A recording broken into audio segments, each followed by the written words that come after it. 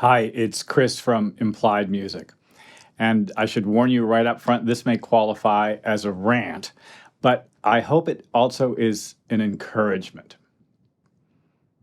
Why do we so often reach for pre-existing loops, for sound packs, for sounds that someone else has created to help us in our productions, to help us in our compositions, to move our work forward? It's an important question, and one which I want to address today.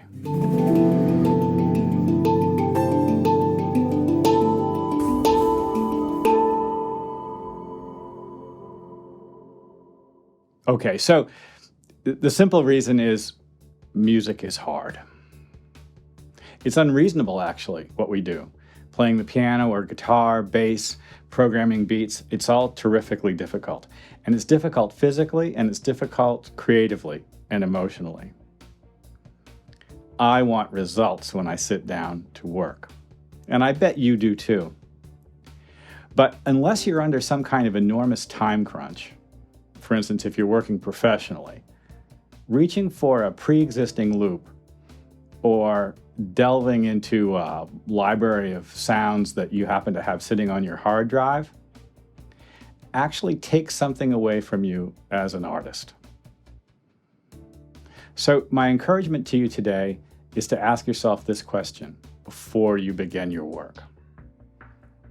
What sound, what harmony, what melody is out there waiting just for me?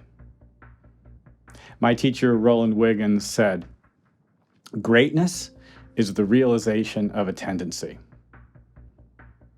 We know an artist just as much by what they would never do as by what they do.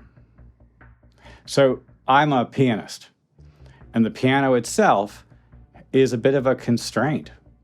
The keys are locked into certain pitches and frequencies. It has a lower boundary and an upper boundary.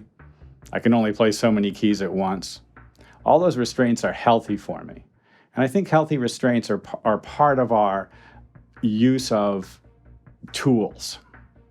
And I'm not saying don't use tools.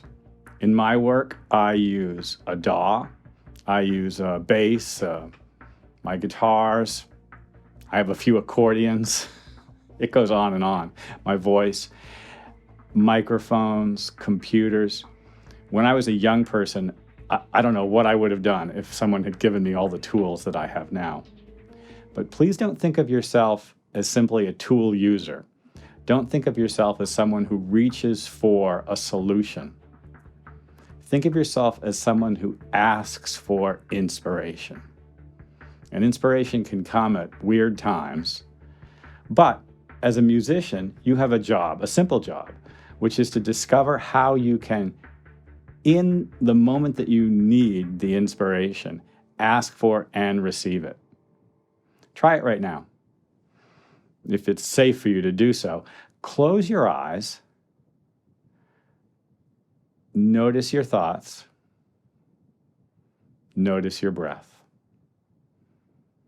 and then ask your muse, your inspiration, what sound do I want to work with? That sound will be just yours. And that sound is a really, really important part of who you are as an artist. Now, the next step is to go back to your tools and ask your tools, what can you do for me today? Your tools are there to serve you. And I get it. It's great to reach for a loop, a chord pack, to do a remix, to get a sound that's a satisfying result that you and your friends will both be excited about. But as an artist, again, your responsibility is to yourself and to that which makes you unique. Just you. What's so for you?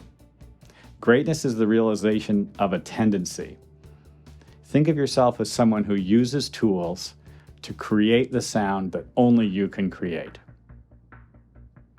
That's my wish for you. I hope this was useful. It's a bit of a rant, I know, but I'd love to hear what you have to say about it. Like and subscribe to the channel. There's more of this coming, and some of it will be just technical and useful. Music theory, technique on keyboard, DAW theory. Leave a comment. It turns out comments are great for the life of the video. And I'll see you next time. Thanks.